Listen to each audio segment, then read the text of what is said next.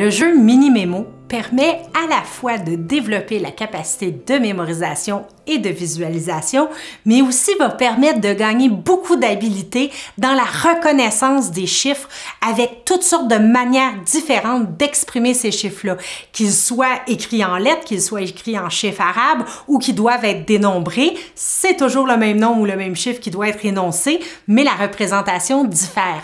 Alors, ça crée une capacité à l'enfant de pouvoir faire des liens entre les différentes formes de représentation numérique. On va adapter la préparation selon le niveau des enfants. Alors, dans un premier temps, il faut vraiment savoir les enfants quel nombre ils maîtrisent déjà. Alors, par exemple, pour un enfant qui maîtrise les nombres 1 à 3 et qui est très débutant, on va retirer du jeu de cartes les nombres de 1 à 3 dans 2-3 formes de représentation dans un premier temps. Soit, par exemple, en représentation sous forme d'objet, en représentation sous forme de barre et en représentation sous forme de chiffres arabes.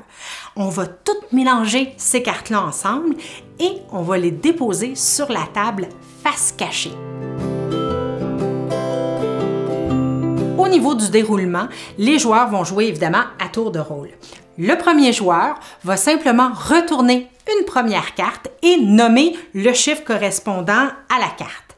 Il va en retourner une seconde et nommer encore une fois le chiffre.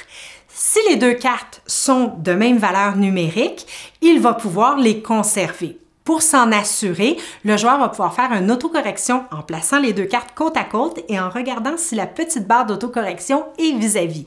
S'il s'est trompé, il remet les cartes sur table et les retourne et passe au second joueur. S'il a réussi, il conserve les cartes et le gagnant sera celui qui aura le plus de cartes à la fin du jeu. Vous allez voir qu'à ce jeu-là, les enfants vont devenir compétents très vite et développer des capacités de mémorisation géniales. Alors, vous allez devoir très rapidement augmenter le niveau de difficulté. Pour ce faire, il s'agit simplement d'ajouter des cartes d'autres nombres qui ont été découverts par les enfants en présentation en 3 temps et augmenter aussi le nombre de systèmes de représentation. Alors, par exemple, en plus de mon chiffre arabe, de mes objets et de mes barres de dénombrement, je peux par exemple ajouter un niveau de difficulté en utilisant exactement le même nombre, mais en ajoutant en plus le nombre écrit en lettres.